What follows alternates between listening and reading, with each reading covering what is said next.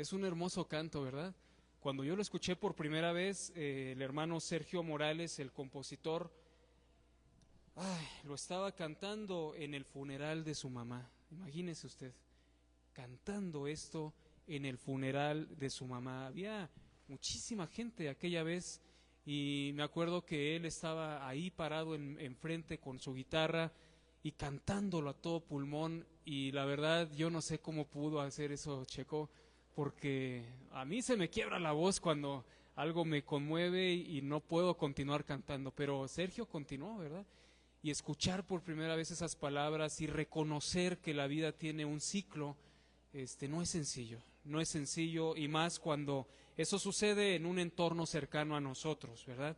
Así que antes que otra cosa, hermanos, pues aquellas familias que tuvieron que despedirse, quiero decirles que el Señor les bendiga, les fortalezca, y que entendemos que no es fácil. También hemos pasado por varias despedidas nosotros y sabemos que no es sencillo. Entras a un proceso donde Dios va empezando a transformar tu corazón, porque en el momento que te despides tu corazón se rompe, pero el Señor es experto en reparar cosas, así que esperamos que pronto vayan viviendo ese duelo, y hay que vivirlo, hay que vivir cada etapa de ese duelo, ¿ok? Bueno, hermanos, es un tiempo de reflexión, como les decía, un tiempo en el que reflexionamos en el propósito de la vida, en el propósito de la vida, para qué Dios nos trajo a este mundo, y también reflexionamos en la fragilidad del ser humano. Quiero hablarte, hablando de estos testimonios, hablarte de la vida de una persona que vivió hace mucho tiempo, hace más de 2000 años, pero que vivió en este mundo, así como nosotros también. Y esa persona, la verdad es que ha cautivado mi atención, mi corazón. Desde que yo leí su testimonio, yo dije, este cuate está en otro nivel, está en otro rollo, porque una persona con un testimonio tan poderoso y también de una muerte tan fuerte y tan difícil, tan fea, que dices, ¿cómo puede ser así? Me identifico mucho con él, por lo menos en el nombre. ¿Alguien sabe de quién estoy hablando? Juan. ¿Pero cuál Juan? Porque hay varios Juanes en la Biblia. Juan el Bautista. Yo también soy Juan y también soy bautista, ¿verdad? Y también bautizo. Pero, hermanos, bueno, Juan el Bautista, el de la Biblia, es de quien te voy a hablar hoy. Así que te animo a que abras tu Biblia en Malaquías, capítulo número 3. Malaquías, capítulo número 3, versículo 1, vamos a tenerlo ahí abierto. Malaquías, capítulo 3, es el último libro del Antiguo Testamento. Malaquías 3, 1. Ok, tenlo ahí abierto y vamos a orar para que este mensaje venga de parte del Señor. Padre, gracias te damos por tu misericordia y por tu amor. En esta hermosa mañana, Señor, una mañana soleada, una mañana rica, Señor, te damos gracias, Padre, porque nos das la bendición de podernos reunir en tu nombre en este lugar, Señor. Gracias por todos los hermanos y amigos que has traído a este lugar para escuchar este mensaje, aún por los que no pudieron venir, pero que lo están escuchando a través de las transmisiones. Te damos gracias, Señor. Pedimos que prepares nuestro corazón, Señor, porque tú tienes un mensaje de tu palabra para nuestra vida. Abre nuestros oídos, como se cantó hace un momento, abre nuestros ojos espirituales para que nosotros podamos aplicar tu palabra en nuestra propia vida, Señor. Pero también te pido humildemente, Señor, que tú uses a tu siervo, Señor. Aquí estoy delante de ti, Señor, toma mi mente, toma mi corazón, toma mis palabras, para que, Señor, sea tu mensaje transmitido de una manera limpia, de una manera bien interpretada. Te lo pido en el nombre de Jesús. Amén, Señor. Muy bien, hermanos. Bueno, Juan el Bautista. ¿Qué sabes de Juan el Bautista? Antes de empezar con esto, ¿qué has escuchado de Juan? ¿Cómo te lo imaginas? A ver, levante su voz bien fuerte para que escuchemos. ¿Mandé? Se movía desde el vientre de su madre cuando sintió a Jesús ahí con él, ¿verdad? ¿Qué más? Cierto parecido con Jesús, era su primo, muy bien, ¿qué más? vivía en el desierto, comía miel. ¿Y qué más? ¿Qué comía? ¿Qué más aparte de miel? Langostas, que son pues, grillos, ¿no? Básicamente como grillos, insectos. Muy bien. Cabello largo, muy bien. Ahí no me parezco en Juan. Bueno, antes me parecía Juan el Bautista con mi cabello muy largo, pero ya no. ¿Qué más? Enérgico, un carácter fuerte. Muy bien, vamos a ir viendo, hermanos, y ahorita vamos a ir viendo el testimonio de Juan, toda la vida de Juan. De pocas personas en la Biblia se habla tanto, todo lo que es su vida. Una de las personas de quien más se habla, obviamente, es de Jesús. Los 4 evangelios mencionan desde el nacimiento de Jesús, pero toda la Biblia habla de Jesús desde mucho antes. Sin embargo, de pocas personas, como con Jesús, se habla toda su vida hasta su muerte, desde su nacimiento hasta su muerte. De muy pocas personas se da tanto detalle. Vamos a ver la vida de Juan, cómo fue la vida de Juan y cómo terminó también su vida. ¿Ok? Malaquías. Empecemos desde antes de ser concebido Juan en el vientre de su madre, desde mucho antes. Malaquías capítulo 3, versículo 1. Lo leemos todos juntos. Dice: He aquí, yo envío mi mensajero, el cual preparará el camino delante de mí, a quien vosotros, y vendrá súbitamente a su templo el Señor, a quien vosotros buscáis. Y el ángel del pacto, a quien decidáis vosotros, he aquí viene, ha dicho Jehová de los ejércitos. Aquí se habla, hermanos, de una profecía. Malaquías habla de una profecía, y la profecía habla de una persona que iba a traer un mensaje, y que ese mensaje iba a ser un preparativo para el pueblo de Israel. Recuerda que el pueblo de Israel, Dios le había estado prometiendo constantemente que vendría un Salvador, y ellos esperaban a ese Salvador. ¿Cómo le llamaban a ese Salvador el pueblo de Israel? ¿Te acuerdas? El Mesías. Ellos estaban esperando al Mesías, y Dios reveló varias profecías respecto al Mesías. Cómo iba a ser su venida, cómo iba a ser su llegada. Y una de esas cosas, para que ellos identificaran que Él era el Mesías, era que vendría antes del Mesías un mensajero. He aquí, yo envío mi mensajero, el cual preparará el camino delante de mí. ¿Cómo estaba el corazón del pueblo de Israel, hermanos, antes de que viniera Jesús?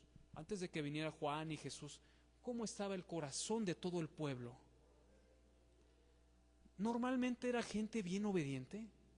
Normalmente era gente santa, como Dios dijo: yo soy santo y quiero que ustedes sean santos. ¿Así era el pueblo de Israel, hermanos? ¿Cómo era normalmente? Eran rebeldes.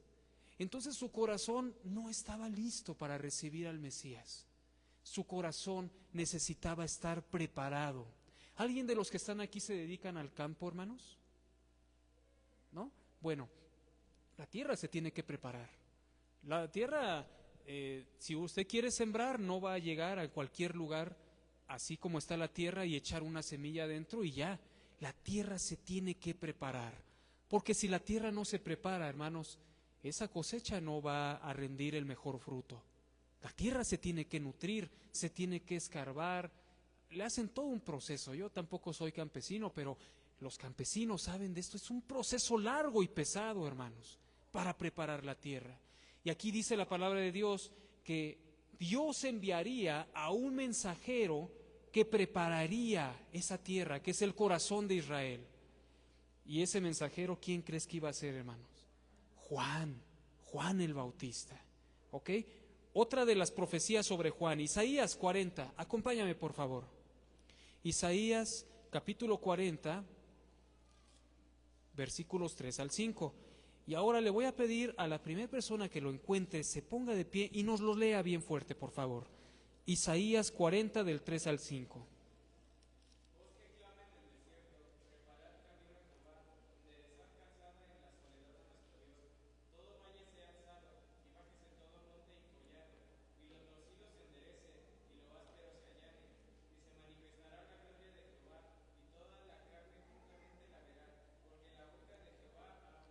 Muchas gracias, hermano.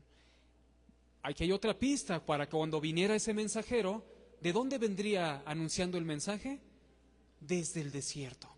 Entonces son profecías que iban apuntando hacia una figura, hacia una persona, y en este caso era hacia Juan, porque vamos a ver que él cumple con todas estas cosas. Pero estas profecías que acabamos de leer, hermanos, fueron dichas mucho más de 700 años antes de que naciera Juan. ¿Qué probabilidad hay de que se cumpla a la perfección 700 años después o más una profecía? La probabilidad es mínima, hermanos. De hecho, eso es lo asombroso del caso de Jesús, porque en el caso de Jesús hay tantas profecías que miles de años se hicieron sobre él y que miles de años después se cumplen a la perfección. En el caso de Juan, lo mismo, ¿verdad? Aquí tenemos dos profecías que se cumplen cuando viene Juan. Ok, bueno, eso fue antes de ser preconcebido Juan. Ahora, cuando es anunciada su venida al mundo. Vamos ahora al Evangelio de Lucas, por favor, hermanos. Lucas, está en el Nuevo Testamento. Lucas capítulo número 1. Y aquí nos vamos a estacionar un ratito. ¿Cómo fue el anuncio de que vendría Juan al mundo ya en el tiempo que ya iban a hacer? Ok. Lucas capítulo 1. Si tú lees desde el versículo 5 hasta el versículo número 25, hay una historia muy interesante. Es la historia de cómo es anunciado que vendría Juan. Había una parejita muy interesante, que es sus padres de Juan, Zacarías y Elizabeth. ¿A qué se dedicaba Zacarías? ¿Recuerdan ustedes? Era un sacerdote. En aquel tiempo no había iglesias locales como lo tenemos hoy en día, sino que en aquel tiempo lo que había para tener un encuentro con Dios era el templo de Jerusalén. De hecho, Dios no había descendido sobre los hombres, ¿verdad? Sino que solo descendía ahí en el templo de Jerusalén, el único templo, el templo de Jerusalén. Había sinagogas que eran lugares de reflexión de la palabra, pero el lugar de adoración por excelencia era el templo de Jerusalén. Y hermanos, en ese tiempo había toda una orden para poder servir en el templo. Miren, ustedes ven a los hermanos que están aquí sirviendo, ¿no? Y si tú quieres puedes servir, no hay ningún problema. Solamente te acercas con los líderes y tú les dices, oye, yo tengo ganas de cantar en el grupo de alabanza. Y a lo mejor pasas por un procesito, ¿verdad? Para que te capaciten y ya estás aquí cantando. Pero, hermanos, en la Biblia se nos enseña de que los sacerdotes, los que servían en el templo, primeramente tenían que ser por descendencia de sangre. ¿La sangre de quién? Tenían que venir heredando de la sangre de los levitas, ¿se acuerdan? Porque los levitas eran los que estaban apartados para servir en las cosas del templo. De ninguna otra tribu podía servir en el templo, para empezar. Ahora, hermanos, desde que inician la cultura judía hasta el tiempo del Nuevo Testamento, ¿cuántos descendientes de levitas crees que habría? Incontables, ¿no? O sea, eran miles de descendientes de los levitas. Entonces, la probabilidad para venir a servir en el templo, ¿cuál era? O sea, imagínate, tú naces como descendiente de levita, eres parte del sacerdocio, pero para que tú pudieras venir ir al templo de Jerusalén y servir en algo, era una probabilidad mínima, hermanos. Era un volado. Podía que te tocara algún día en tu vida o podía que ni te tocara, pero tú eras parte ya también de los sacerdotes, ¿sí? Entonces, hermanos, aquí pasa que Zacarías era un sacerdote y le toca a Zacarías venir a servir en la casa del Señor. Versículo 6, capítulo 1, verso 6 de Lucas dice que Zacarías y Elizabeth eran justos delante de Dios y andaban irreprensibles en todos sus mandamientos y ordenanzas. No tenían hijo porque Elizabeth era estéril y ambos eran ya ancianos. Bueno, dice el 8, aconteció que ejerciendo Zacarías el sacerdocio delante de Dios según su orden, conforme a la costumbre del sacerdocio, le tocó en suerte ofrecer el incienso. O sea, le tocó a Zacarías, ¿sí? Tuvo el privilegio, tuvo el honor de poder ofrecer el incienso conforme al rito que se hacía. Y entonces Zacarías se presenta en el templo para ofrecer el incienso, y mira lo que le sucede en el versículo 11. Se le apareció un ángel del Señor, puesto de en pie a la derecha del altar del incienso. ¿Cómo te hubiera sentido si se te apareciera un ángel del Señor cuando vas a presentar el incienso? Para empezar, yo creo que Zacarías estaba nerviosillo, ¿verdad? Porque pues era quizás la primera vez y la última que podría servir el incienso. Y luego se le aparece allá adentro un ángel del Señor. ¿Te imaginas? ¿Cómo lo habrá visto Zacarías? Al verle, dice el versículo 12, le sobrecogió el temor. Pues cómo no, imagínate. Pero el ángel le dijo: Zacarías, no temas, porque tu oración ha sido oída. Ahora, pausa, hermanos. ¿Qué simbolizaba el incienso? ¿Para qué se ofrecía el incienso? ¿Qué simbolizaba el incienso? ¿Mandé? ¿Por ahí lo dijeron un poquito más fuerte? Las oraciones. El incienso, cuando tú prendes un incienso, es un humito, ¿verdad? Que el humito va saliendo y es aromático y huele delicioso. Bueno, algunos huelen medio feito, pero la mayoría está hecho para que huela rico, ¿no? Y va subiendo, ¿verdad? Si tú puedes ver el humito cómo va subiendo, y eso es un símbolo de las oraciones.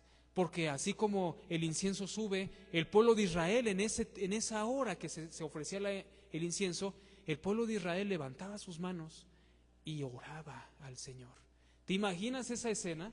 Mientras Zacarías está dentro del templo ofreciendo el incienso, afuera toda la multitud, dice aquí, estaba orando. Y estaba subiendo esa oración, y por eso le dice el ángel a Zacarías: tu oración ha sido oída. ¿Por qué oraba mayormente el pueblo de Israel? ¿Cuál era su petición mayor del pueblo de Israel? ¿A quién esperaban? Al Mesías. Entonces, la oración de Zacarías no era por un hijo. La oración de Zacarías era porque estaba esperando al Mesías, como todo el pueblo. Y le decían, como hoy le decimos al Señor: Señor, regresa pronto, porque los tiempos son difíciles, Señor. Ya estamos en una situación muy complicada en el mundo. Y en ese entonces le oraban al Señor y le decían: Señor, envía a tu Mesías que nos libere de la esclavitud de los romanos, ¿verdad? Y dice: entonces, tu oración ha sido oída. Tu mujer Elizabeth dará a luz un hijo y llamará su nombre Juan, el más hermoso de los nombres. ¿A poco no? Es que Juan significa, ¿sabe qué significa Juan? ¿Alguien más se llama Juan aparte de yo aquí? ¿No? Bueno, Juan significa Jehová da gracia, o Jehová es misericordioso. Qué hermoso nombre, ¿no? Bueno, le dice: le llamarás Juan, y tendrás gozo y alegría, y muchos se regocijarán de su nacimiento, porque será grande delante de Dios. Además será apartado, no beberá vino ni sidra, y será lleno del Espíritu, aún desde el vientre de su madre.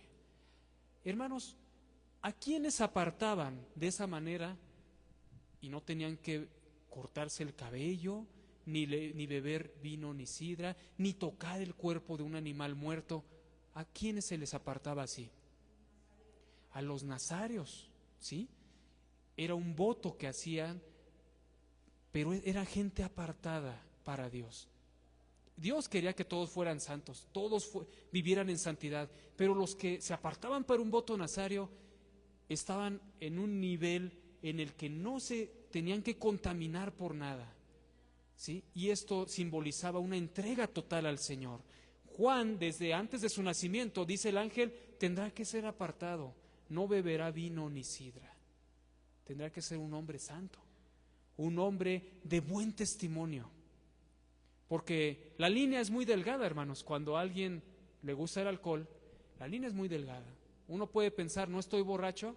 Es cierto, Dios no condena la parte de no tomar, pero lo que condena es la borrachera. Y uno puede pensar: no estoy borracho todavía, me siento bien, puedo hacerte el 4, es más, hasta un 8. Pero ¿qué crees? que la línea es tan delgada que tú puedes pensar que no estás borracho, pero ya lo estás. Los que están desde afuera te están observando que ya estás. Entonces, tenía que ser una persona de excelente testimonio, impecable testimonio.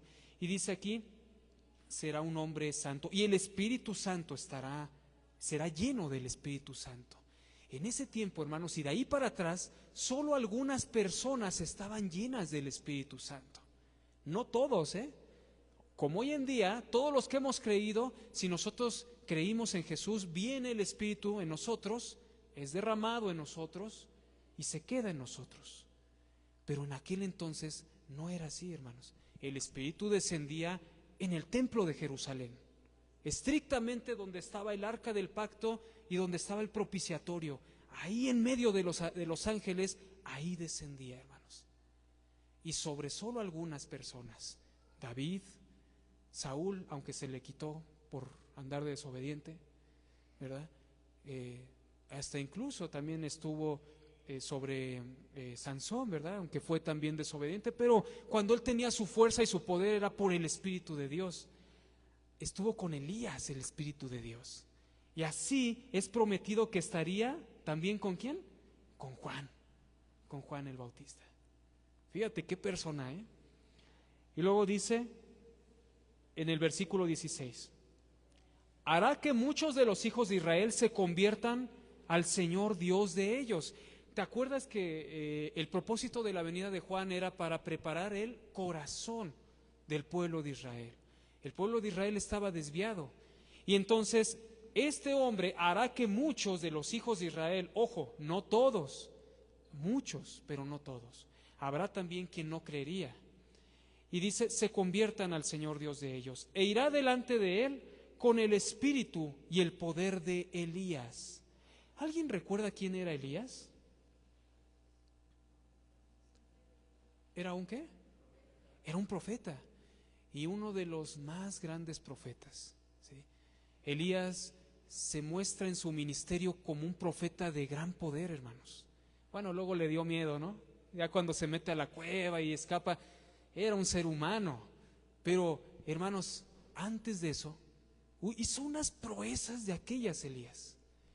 ¿Y qué nos quiere decir esto? Que Juan el Bautista, cuando viniera, dice, tendrá el espíritu del poder de Elías. O sea, sería su ministerio tan fuerte, tan fogoso, tan profundo como el ministerio de Elías. ¿Sí? Así sería Juan.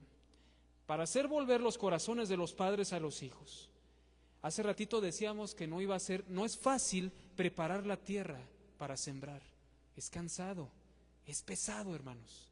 Es un proceso largo. Así sería el ministerio de Juan. Imagínense, regresar al corazón del pueblo de Israel apuntando hacia Dios. No iba a ser sencillo. Por eso tenía que ser un espíritu fuerte. Y de los rebeldes a la prudencia de los justos, para preparar al Señor un pueblo bien dispuesto. No podría recibir el pueblo de Israel al Mesías, hermanos, si no tiene un corazón preparado. ¿Sí? Algunos de ustedes seguramente han creído en Jesús como su Señor y Salvador. Y me atrevo a decir algunos, porque es la realidad. En todas las iglesias, hermanos, usted se va a encontrar gente que ha creído de corazón. Y se va a encontrar gente que dice que ha creído, pero realmente su vida no da testimonio de eso. ¿Sí? Se necesita tener un corazón preparado para poder recibir a Cristo. El pueblo de Israel no estaba listo, pero Juan vino a preparar el corazón. ¿Sí? ¿Y cómo preparó el corazón Juan? ¿Cuál era el mensaje principal de Juan? ¿Qué les decía al pueblo, hermanos? ¿Mandé? Atrás de mí viene otro mayor, pero había una palabra que usaba mucho Juan. Arrepiéntanse, arrepiéntanse. ¿Cómo se prepara el corazón para recibir a Cristo? Arrepentimiento. No hay otra forma, hermanos. Y Juan traía ese mensaje, un mensaje de arrepentimiento. Pero el arrepentimiento le incomoda a la gente, ¿sí? ¿Por qué le incomoda? Porque el cuerpo le gusta el placer, le gusta le gusta el mundo, ¿sí? Le gusta el pecado, nos deleitamos en el pecado naturalmente, pero cuando tú le dices, mira, la palabra dice que aquel que roba es un ladrón. ¿Tú has robado alguna vez? No, pues sí. ¿Qué serías? Pues un ladrón. La palabra dice que aquel que oculta las cosas o aquel que miente, ¿cómo se le llama? Mentiroso. ¿Cómo serías entonces? Pues un mentiroso. Y empiezas a confrontar con la palabra misma y tú le invitas y le dices, arrepiéntete, arrepiéntete, date cuenta de tu condición delante del Señor. Y eso incomoda, ¿verdad? Entonces hay mucha gente que recibe ese mensaje y se arrepiente, pero hay mucha gente que no. Y así sería el ministerio también de Juan, un ministerio difícil, hermanos. Muy bien. Bueno, seguimos avanzando, hermanos.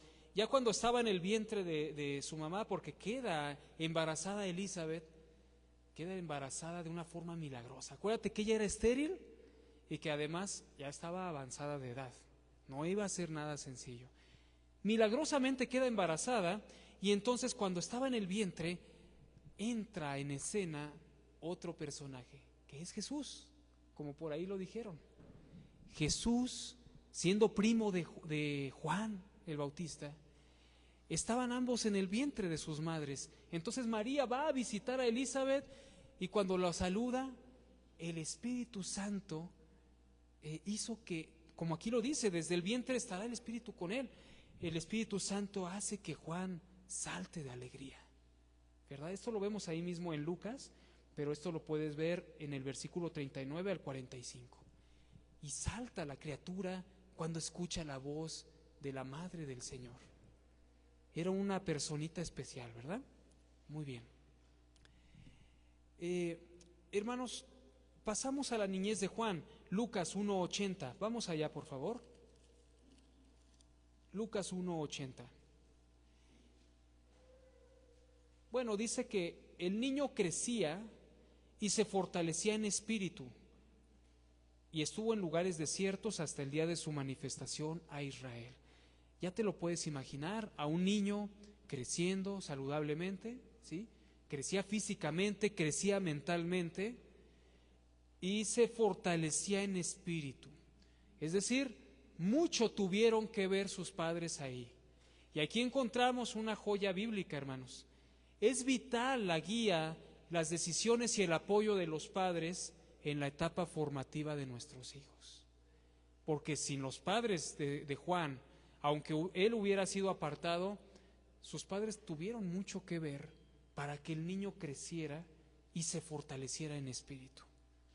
Tuvieron que creer lo que el ángel le dijo para encaminarlo por ese camino. ¿Y a dónde tuvieron que llevarlo a Juan? Al desierto. Hermanos, el desierto simboliza muchas veces las dificultades, pero también el desierto simboliza, hermanos, un tiempo de preparación. El desierto es un lugar aislado de todo lo demás, es un lugar donde te pruebas a ti mismo, es un lugar difícil donde vivir. Imagínense, hermanos, si hoy en día tenemos mucha tecnología, hoy en día tenemos hasta ropa adecuada para cada ecosistema, ¿no? Para cada situación. Si tienes frío, te colocas un buen abrigo. Si tienes calor, tienes ropa como esta, ¿no? Trifit, donde pues no sudas, o sudas pero se evapora, ¿sí? Si tienes, te vas a mojar, te pones un impermeable, no pasa nada. Ahí traigo mis impermeables por si me agarra la lluvia en la moto, ¿no?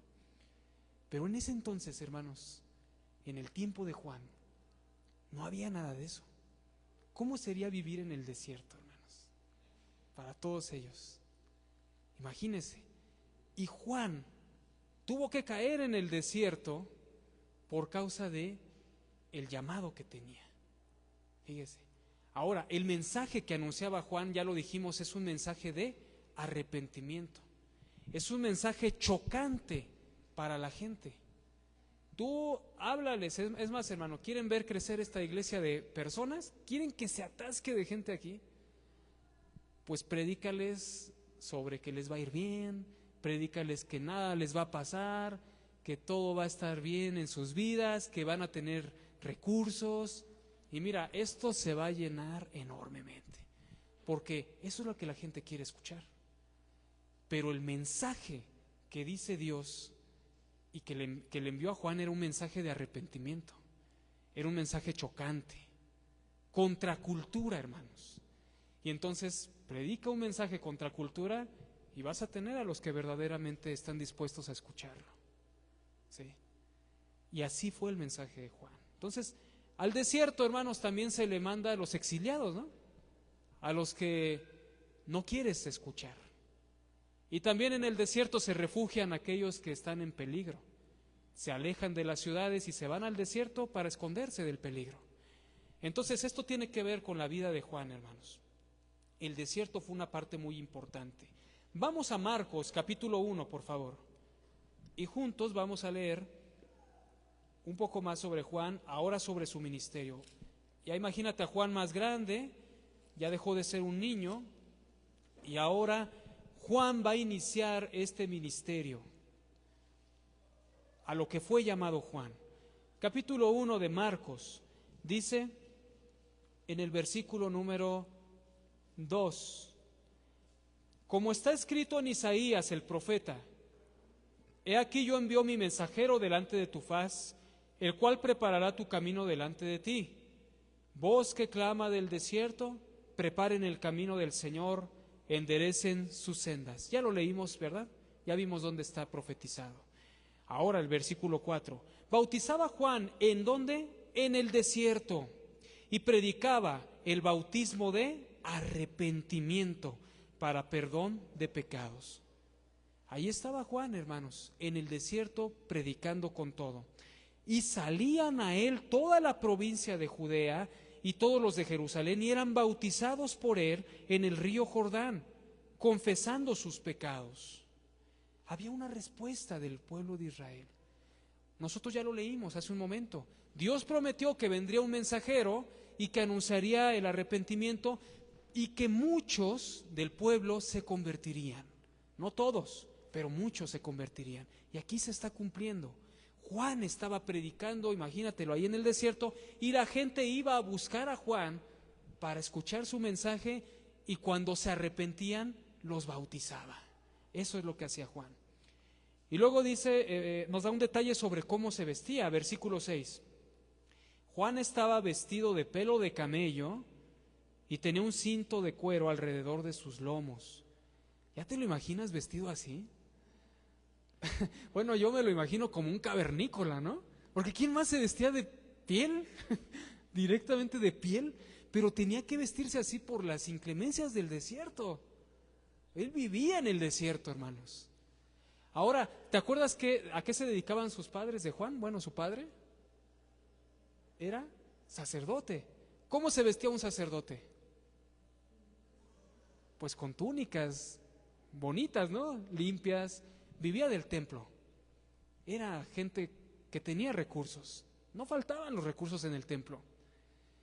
Entonces, hermanos, así eran sus padres de Juan, pero Juan es enviado al desierto y él tiene que vestirse con piel de camello, áspera, dura. ¿Por qué? Porque necesitaba eso para poder sobrevivir en el desierto. Algunos, yo le pregunto a veces a las personas, ¿y cómo te lo imaginas a Juan? Y me dicen eso, ¿no? Súper greñudo, así como un cavernícola, ¿no? Rudo, un hombre rudo, bien barbón, me dicen luego, ¿no? Quién sabe cómo era, ¿verdad? Pero sí era un hombre rudo, así era Juan. Tenía un cinturón que cubría sus lomos y comía langostas y miel silvestre, como dice mi hermanito Juan. Langostas y miel silvestre. ¿Cómo pudo sobrevivir Juan comiendo eso? ¿Te has preguntado? ¿Cómo pudo sobrevivir Juan en el desierto comiendo solo miel, tomando agua y grillos? Bueno, Dios es sabio, hermanos. En su sabiduría del Señor, mira, no le faltaban nutrientes a Juan. Tenía azúcares, tenía proteínas y tenía todo lo que necesitaba. Además, yo no creo que solamente comía eso, sino que cuando alguien le llegaba a dar un pancito o algo, pues se lo comía. Pero normalmente su dieta de Juan era eso, porque no había otra cosa. Y así se mantenía Juan. ¿Tú estás dispuesto a vivir en esas condiciones por el llamado que Dios tenga en tu vida? Hay muchas personas que se aferran, por ejemplo, a su modo de vida, ¿no?, actual. Y si Dios te llamara a algo, ¿tú estarías dispuesto a dejar ese modo de vida que tienes para seguir al Señor? Juan lo estuvo. ¿Ok?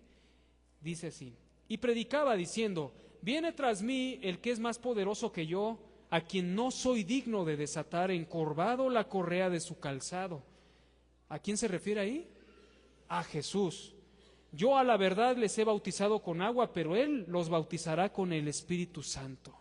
Se refiere a Jesús. Alguien más poderoso. O sea, Juan siempre está en escena, pero dice: pero no me miren a mí. O sea, yo solo vengo a preparar el terreno porque viene el que es más poderoso que yo. Yo vengo nada más a anunciar que se arrepientan. Muy bien. Luego, hermanos, vemos en su ministerio de Juan bautizando a Jesús. ¿Te imaginas eso? Juan bautizaba llamando al arrepentimiento. ¿Jesús tenía algo de qué arrepentirse, hermanos? ¿Qué dice la Biblia sobre Jesús? ¿Jesús alguna vez cometió algún pecado? Miren que yo escuché a un pastor, a un predicador, no voy a decirle su nombre, es más, no sé si viva todavía, pero yo lo escuché porque yo estaba sentado donde están ustedes, y él dijo, literalmente dijo: Jesús era como cualquier niño. Era un niño normal, porque también fue hombre, y como cualquier niño también desobedecía a sus padres y también les hacía travesuras a otros. Así dijo él. Y yo dije: no, como que no me cuadra eso. Y luego leo en Primera de Pedro que dice Pedro: en el cual no hubo pecado ni mancha alguna. Jamás pecó Jesús. Sí, fue un niño, pero no fue un niño rebelde ni travieso, fue un niño perfecto, porque Él siempre fue perfecto, hermanos. Ahora, siendo perfecto, ¿Jesús tenía algo de qué arrepentirse, hermanos? Entonces, cuando llega Jesús a los pies de Juan y le dice: bautízame, imagínense en qué shock entra Juan en ese momento diciendo: Señor, pero ¿cómo me pides que te bautice si tú tendrías que bautizarme a mí? Yo no puedo hacer eso, Señor. Y el Señor le dice: tú deja que así se haga, es necesario que eso suceda. Y se deja bautizar, y Juan accede y lo bautiza. Cuando lo bautiza, sale de las aguas el Señor y se escucha una voz poderosa en el cielo que dice: este es mi Hijo amado, en el cual tengo complacencia. Obedece el Señor Jesús. Pero fíjate qué privilegio tuvo este amigo Juan al momento de bautizar al Hijo de Dios, hermanos. Es hermoso cuando como siervos del Señor nos toca bautizar a alguien o ministrar la cena del Señor. Es un gran privilegio del cual nosotros no somos dignos, hermano. Pero bautizar al Señor mismo, ¿te imaginas para Juan lo que fue eso? Pues solo quiero que te adentres en la vida de Juan, ¿no? Ponerte en sus sandalias. Muy bien, bautizó al Señor mismo, ¿verdad? Pero también, hermanos, en su ministerio, antes de pasar esto, ¿quién envió a Juan a bautizar? ¿Te has preguntado eso alguna vez? Pues sí, lo vemos bautizando y hasta le ponen Juan el Bautista, pero ¿quién le dijo que bautizara? ¿Dónde aparecen? ¿En la Biblia lo dice? ¿Te lo has preguntado? ¿Alguien lo sabe? Bueno, acompáñame al Evangelio de Juan. Este es otro Juan, ¿eh? Acompáñame al Evangelio de Juan, capítulo número 1, versículo 33.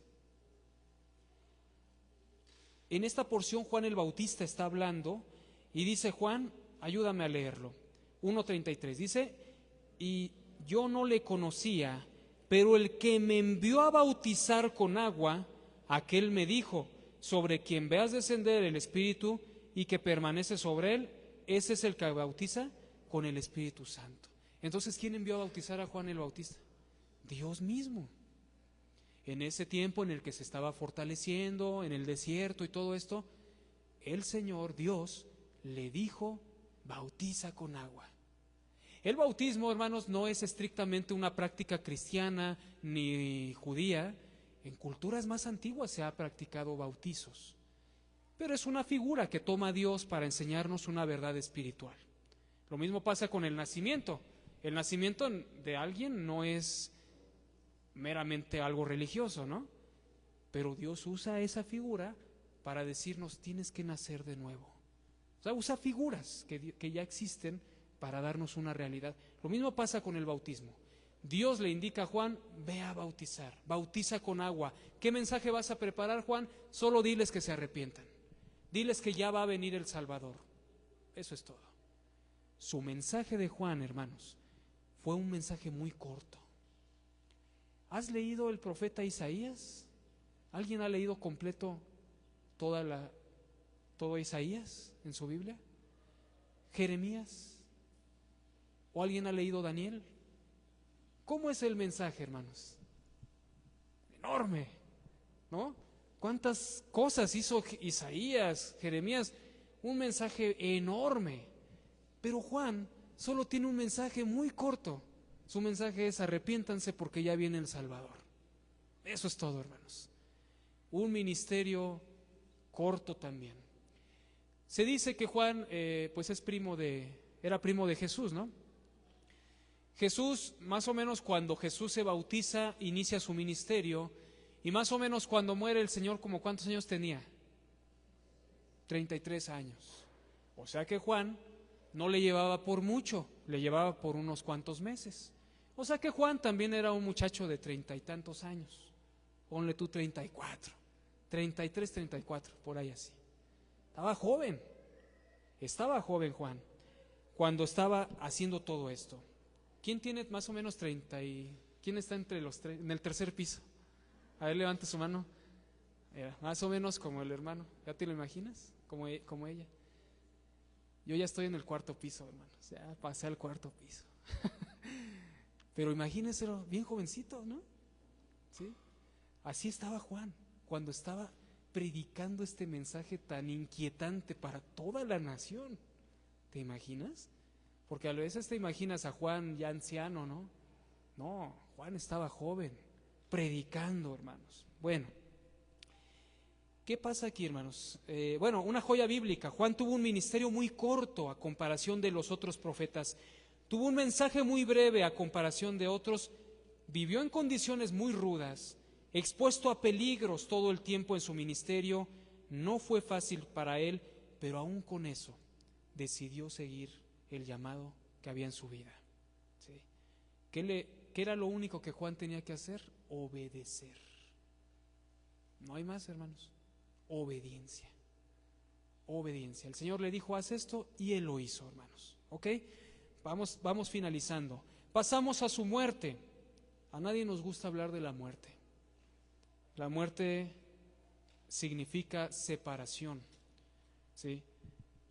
La palabra muerte significa separación. Y la separación del cuerpo con el alma es una forma de describir a la muerte, ¿verdad? Pero también la separación espiritual entre Dios y el hombre. Esa separación. Y a nadie nos gustan las separaciones. ¿Sí? ¿Qué buscamos? Unirnos, ¿verdad? Nos gustan las uniones. Cuando hablamos de la muerte nos entristecemos porque tenemos que despedirnos de aquellos a quien amamos muchas veces. Y Juan, imagínese cuántas personas amaban a Juan. Muchos lo odiaban, muchos lo respetaban por compromiso, porque tenían miedo de la gente.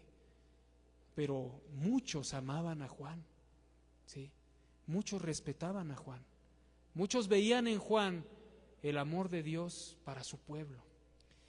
Y cuando Juan andaba predicando, Juan no se quedaba con la boca cerrada, hermanos. Juan era bien radical, ¿sí?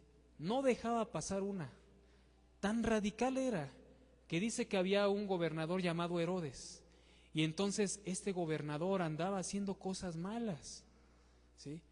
Él andaba tomando a la mujer de su hermano, a su cuñada. La andaba tomando para él. Pues claramente que eso es un pecado y Juan lo sabía. Y Juan fue a confrontar a Herodes y le dijo: no te es lícito tomar a la mujer de tu hermano. ¿Qué le pudo haber costado a Juan en ese momento el haber abierto la boca? La vida, ¿verdad? Pero sí, que creen que sí le costó, porque al final de cuentas, por esos acontecimientos, lo metieron a la cárcel. No había hecho nada malo Juan, al contrario, hizo puras cosas buenas. Y aún por las cosas buenas lo metieron a la cárcel a Juan. Y ahí en la cárcel estaba Juan, imagínate, encarcelado, cuando de repente le llegan unos guardias con una espada, ¿sí? No dice el detalle de la Biblia, pero lo que dice es que le cortaron la cabeza. O sea, yo no sé cómo te lo imagines, pero a ver, ven para acá, ponte ahí. ¡Zas! Qué forma tan horrible de haber muerto a un siervo de Dios, hermanos. Cuando tú piensas en un hombre santo, cuando tú piensas en un hombre que dedicó su vida para el servicio del Señor, tú no te esperas esa clase de muerte. Y cuando sucede así, pues la gente se preocupa y dice: pero entonces, ¿dónde está Dios? ¿Que no estaba Dios con él? ¿Que no el Espíritu Santo estaba con Juan? ¿Por qué tuvo que morir así? ¿Por qué tuvo que despedirse tan joven? Porque normalmente tú esperas llegar anciano y disfrutar de tiempo con tu familia, pero el Señor se lo llevó muy joven. Y dices: ¿qué pasó ahí? ¿Por qué tuvo que morir de esa forma Juan? Y hermanos, el Señor puso en mi corazón compartir este mensaje porque, como les repito, sé que como iglesia en esta semana tuvieron que pasar por la despedida de algunos miembros de la iglesia, ¿sí? Y usted podrá, y tengo entendido que eran hermanos ya grandes, ¿verdad? Yo me acuerdo mucho del hermano que se sentaba por ahí y tenía, ¿cuántos años? 101. Qué bendición, hermanos. Y aún así, o sea, aunque ya era un hombre mayor, su familia, ¿hay alguien presente aquí de su familia? ¿Sí? No es fácil. No es fácil de repente ver que ya ese lugar está vacío, ¿sí? No es fácil hacerse a la idea de despedirnos. Ahora imagínese también con un hombre joven como Juan, con un niño, cuando mueren los niños, cuando muere un bebé. No es fácil, hermanos, es muy complicado. Y puede la fe tambalearse y decir: bueno, ¿qué pasa? ¿Por qué Dios permitió esto, no? Bueno, porque, hermanos, Juan sufrió en este mundo. Juan batalló en este mundo. Ya vimos toda su vida. No la tuvo fácil, hermanos. Vivir en el desierto no fue nada fácil para Juan, pero nunca se quejó, ¿verdad? Vivir esperando que alguien llegara y lo quisiera asesinar en cualquier momento, vivir con enemigos por causa de hacer el bien, no fue fácil para Juan, ¿sí? Predicar un mensaje en frente de toda una nación que había desviado su corazón, un mensaje chocante y de arrepentimiento, no fue fácil para Juan. Haberse enfrentado a los líderes de su pueblo no fue fácil para Juan. Todo eso fueron sufrimientos de Juan, hermanos. Y cuando el Señor se lleva a Juan de una forma súbita, hermanos, Juan no tuvo que padecer dolores de la vejez, ¿verdad? O sea, no tuvo que pasar meses y meses sufriendo porque ya no le funcionaba el riñón o ya no podía respirar por sus pulmones. No tuvo que pasar eso Juan. Cuando el Señor se lo lleva tan súbitamente, hermanos, fue un premio para Juan. No lo podemos ver así muchas veces porque nos encariñamos y no queremos separarnos, pero la muerte para aquel que cree en el Señor es un premio, hermanos. Vamos a decirlo así, fue bien premiado Juan. Se lo llevó rápido el Señor, lo utilizó, se mantuvo en santidad y se lo llevó el Señor. Y ahora está Juan disfrutando de tanta bendición ahí. Algún día llegaremos y nos lo encontraremos, ¿no? ¿qué sería lo primero que le preguntarías a Juan? ¿Qué le dirías? ¿Alguien lo ha pensado? ¿O qué se les ocurre ahorita? ¿Qué le dirías si te lo encuentras allá en el cielo? ¿Cómo? ¿Qué sentiste al bautizar a Jesús? Wow, imagínate. Bueno, ya si Dios permite tendremos tiempo para platicar con Juan, ¿no? Sí, yo le preguntaré, ¿qué sentiste cuando llegaron y viste la espada y te iban a cortar la cabezota? ¿Cómo te sentiste en ese momento, no? ¿Cómo sentiste tu fe? ¿Qué pensaste? Wow, hermanos, toda vida, todo testimonio es muy valioso. Pero damos gracias a Dios porque nos permite ver el testimonio de Juan y nos permite ver toda una vida completa y cómo Dios, al final de cuentas, sigue siendo misericordioso y lo premió de esa manera. Se lo llevó, ya no hay sufrimiento para Juan. La Biblia dice que donde está el Señor, allá en el cielo, hermanos, en esas habitaciones celestiales ya no hay dolor, ya no hay sufrimiento, no hay preocupaciones. Entonces Juan ya no tuvo que sufrir más. Fue maravillosa la vida de Juan. Muy bien. Bueno, hermanos, damos gracias a Dios también por tu vida y por aquellos que ya no están con nosotros, pero que han confiado también en el Señor. Oremos. Padre, te damos gracias en esta hermosa mañana, en esta tarde ya, Señor, porque nos has permitido reflexionar en la vida de tu siervo Juan, Señor. Gracias, amado Señor, porque, Señor, cuando vemos esa clase de testimonios de gente que se entrega por completo a ti, Señor, testimonios que no vive fácil, Señor, en este mundo, pero que aún así se mantiene firme para no contaminarse, Señor, de estas cosas del mundo y continuar con los ojos puestos en ti. Gracias, Señor, porque son de ejemplo para nosotros, Señor.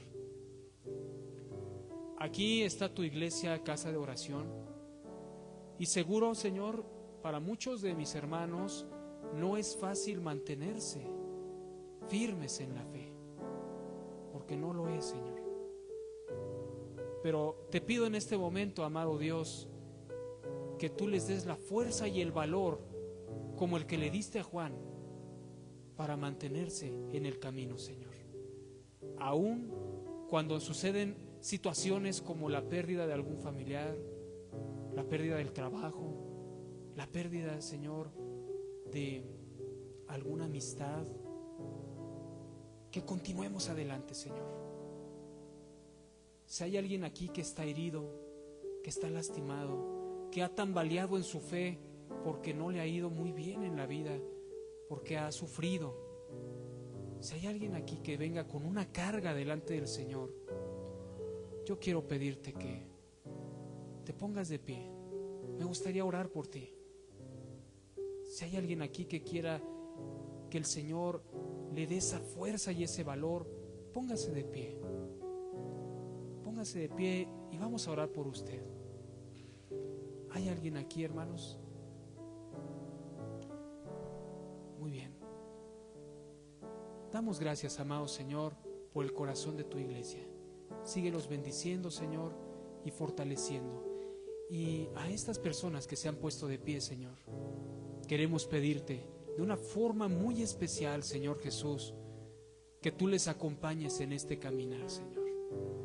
Que ellos recuerden, Señor, que el que lleva la hermosa palabra irá andando y llorando, pero al regresar traerá gavillas llenas, amado Señor. El que ahora llora, después reirá, Señor, porque así eres tú, Señor. Tú eres experto en restaurar nuestras vidas.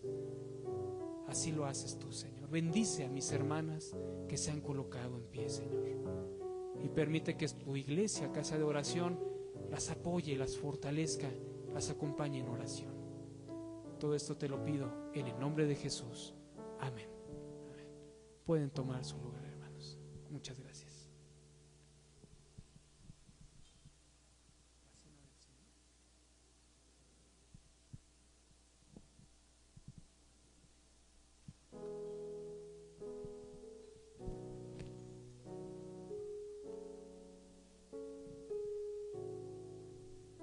Ok, hermanos, bueno, vamos a celebrar la Cena del Señor, así que les pedimos a aquellos que la van a tomar se pongan en pie, por favor.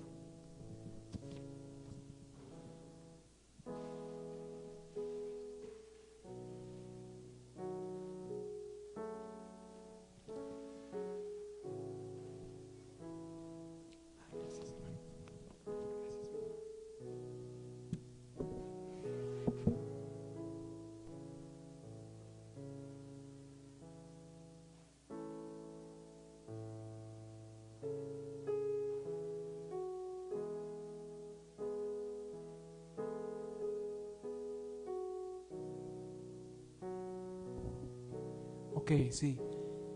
Bueno, hermanos, para celebrar la Cena del Señor es importante tomar en cuenta la advertencia que se nos hace en Primera de Corintios capítulo número 11. La Cena del Señor no se tiene que tomar a la ligera, hermanos. El que dice aquí, de manera que cualquiera que comiere este pan o bebiere esta copa del Señor indignamente, será culpado del cuerpo y de la sangre del Señor. Por tanto, pruébese cada uno a sí mismo y coma así del pan y beba de la copa. Porque el que come y bebe indignamente, sin discernir el cuerpo del Señor, juicio come y bebe para sí. Por lo cual hay muchos enfermos y debilitados entre vosotros, y muchos duermen, o sea que mueren. Hermanos, necesitamos examinarnos a nosotros mismos, ¿sí? Como seres humanos, hermanos, nosotros seguimos viviendo con carne, nuestro cuerpo es de carne, pero hemos entregado nuestra vida a Cristo y a veces nos hemos deslizado en algún pecado. Te invito a que cierres tus ojos y a que de manera personal y privada le pidas perdón al Señor y te pongas a cuentas. Dice el Señor que si tú te pones a cuentas con Él, aún tu pecado, si fuere rojo, Él lo puede hacer blanco como la nieve. Así que no hay pretexto. Este es un momento en el que podemos pedirle perdón al Señor.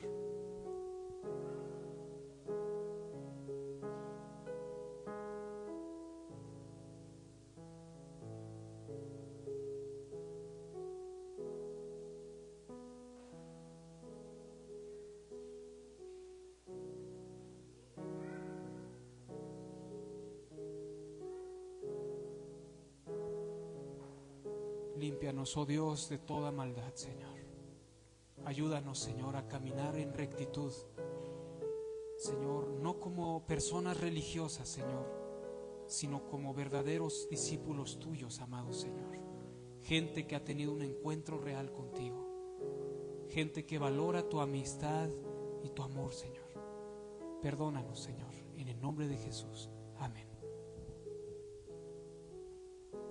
La palabra de Dios dice, hermanos, porque yo recibí del Señor lo que también les he enseñado, que el Señor Jesús, la noche que fue entregado, tomó pan y habiendo dado gracias lo partió y dijo: toman, coman, esto es mi cuerpo que por ustedes es partido, hagan esto en memoria de mí. Asimismo, tomó también la copa después de haber cenado, diciendo: esta copa es el nuevo pacto en mi sangre. Hagan esto todas las veces que la bebieren en memoria de mí. Pasamos a repartir, por favor.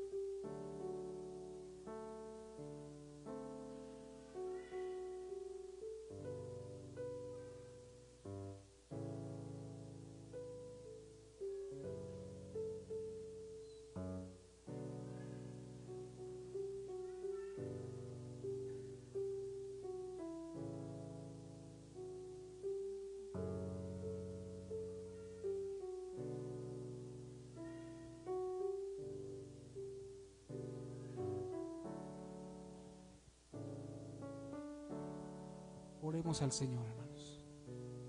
Gracias, poderoso Señor Jesús, por esa sangre derramada en la cruz por nosotros, Señor, en cambio por nuestro pecado, Señor. Esa sangre debió haber sido la nuestra, pero tú la derramaste, Señor, por amor a nosotros. Gracias, Señor Jesús. Tomemos, hermanos.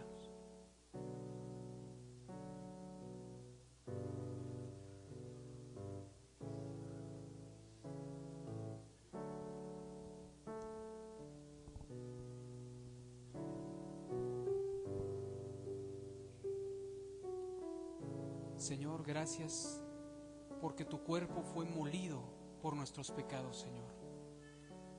Por nuestras transgresiones, tú entregaste tu cuerpo hasta la muerte, muerte de cruz, Señor, pero resucitaste con gran poder. Te damos gracias en tu nombre, Señor. Amén. Comamos, hermanos.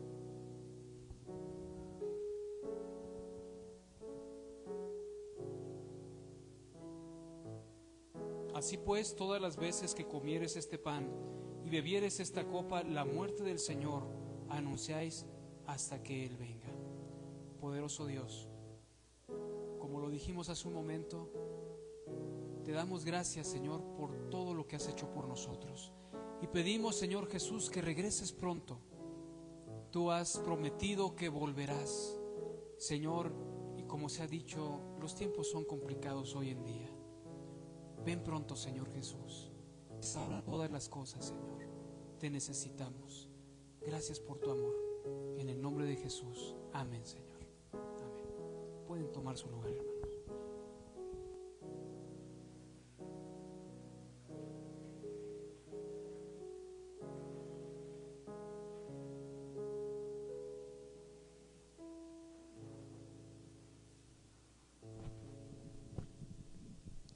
Es momento de dar a Dios un poco de lo mucho que Él nos da, hermanos. Le pido a la hermana Maura que pueda pasar para orar por las ofrendas.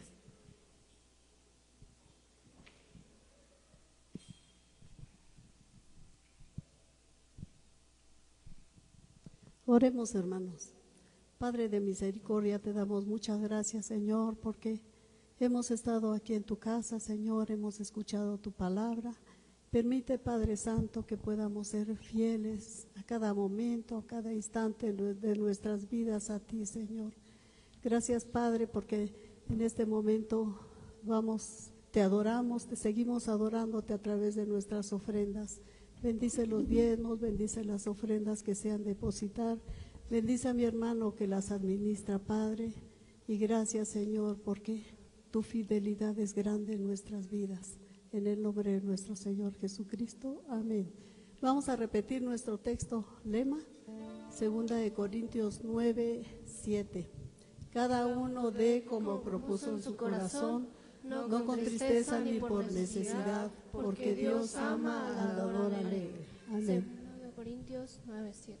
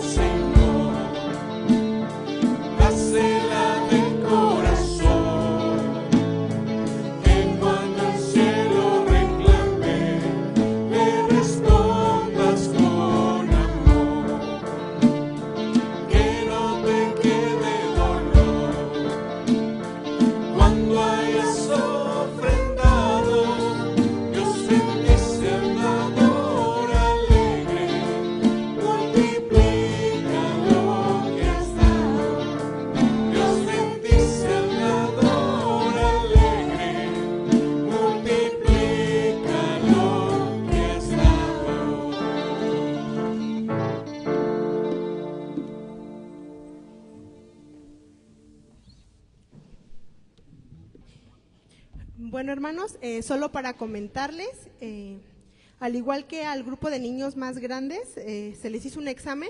Lo mismo pasó con los más pequeños. Ahorita creo que no están todos.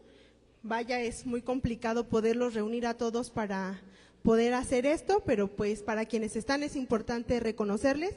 Muchas veces creemos que porque son el grupo de niños más pequeños no nos ponen atención, solo se sale a distraer, pero déjenme compartirles que no es así.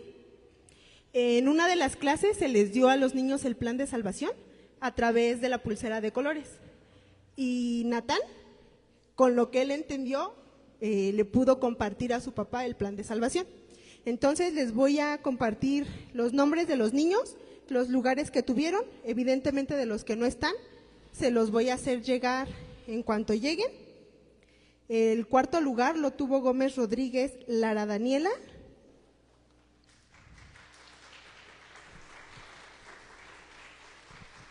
El tercer lugar, Samantha Gómez Sánchez. Segundo lugar, Eduardo Gómez Rodríguez. Y en primer lugar tuvimos un empate con Natalia Lozano Lara y Natán Vara Arellano. Pasa por favor, Natán.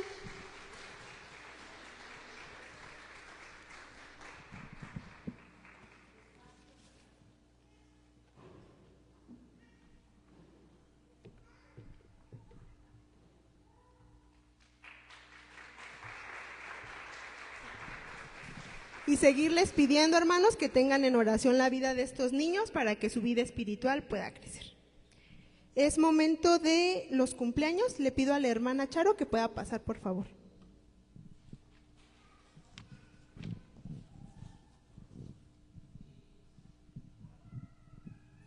Hermanos, pues vamos a festejar a todos los hermanos que cumplen en el mes de julio y les pedimos que pasen acá al frente, todos los hermanos que cumplen en el mes de julio.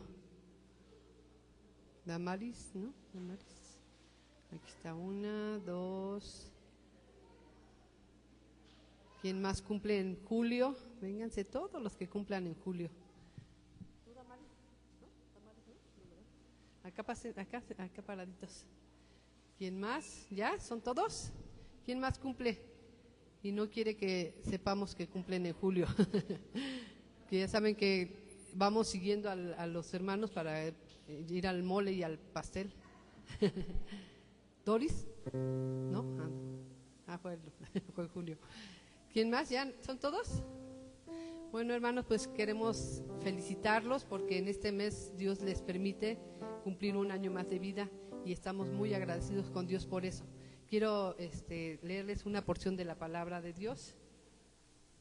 Se encuentra en Deuteronomio capítulo 6, versículos 17 y 18, dice así: guardad cuidadosamente los mandamientos de Jehová, vuestro Dios, y sus testimonios y sus estatutos que te ha mandado. Y haz lo recto y bueno ante los ojos de Jehová, para que te vaya bien, y entres y poseas la buena tierra que Jehová juró a tus padres. Esto es una promesa de Dios y pues ya saben, hagan lo recto delante de Dios para que les vaya bien. Es una promesa de Dios. Dios les bendiga. Vamos a orar por ustedes, hermanos. Amoroso Padre Celestial, te damos muchas gracias, Señor, porque tú permites que estos hermanos, Señor, que tú conoces, Señor, tú les has visto y los has oído, has estado con ellos en cada momento de su vida, Señor. Tú te agradas, Señor, porque ellos pueden cumplir un año más de vida y ellos te agradan más, Padre Santo. Te los ponemos en tus manos, Padre, para que tú proveas de todo lo necesario para sus vidas, Señor, que les hagas prosperar en todo lo bueno. Te los pongo en tus manos, Señor, para que también ellos sigan formando sus vidas a través de ti, Señor, a través de tu palabra, y que siempre su deseo sea seguirte a ti, Señor. Que no se suelten de tu mano, Señor, tu mano poderosa. Te los pongo en tus manos, Señor, orando en el precioso nombre de tu Hijo amado Cristo Jesús. Amén. Vamos a darles un regalito. Pueden agarrar 2 para cada quien. 2. ¿Les alcanza de a 2?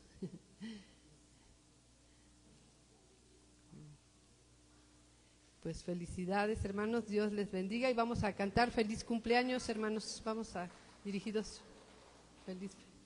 Y la letra creo la vamos a poner acá. Feliz, feliz cumpleaños, ¿sale? Dice, sí. Feliz, feliz cumpleaños, sí. Ya, sí. ¿Yo empiezo? Feliz, feliz cumpleaños deseamos para ti, que Dios omnipotente te quiera bendecir. Feliz, feliz cumpleaños, de Dios felicidad, que tengas en la vida y allá en la eternidad. A Dios gracias que con amor sin par al fin de otro año hermoso te permitió llegar. Feliz, feliz cumpleaños, feliz felicidad, que tengas en la vida y allá en la eternidad. Dios les bendiga y les siga dando muchos años más de amor y salud. Dios les bendiga.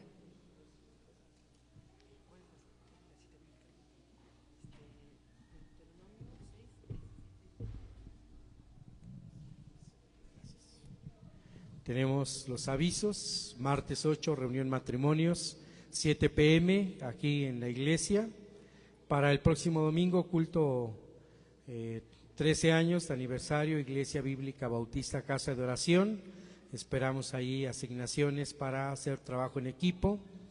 El sábado 19, reunión jóvenes. El 21 es campamento de niños, ya nuestra hermana Rosario ahondó un poco, no sé cuántos niños lleves, hermana, si ya son 20, faltan la mitad casi, faltan 8, se pueden 15, ¿no?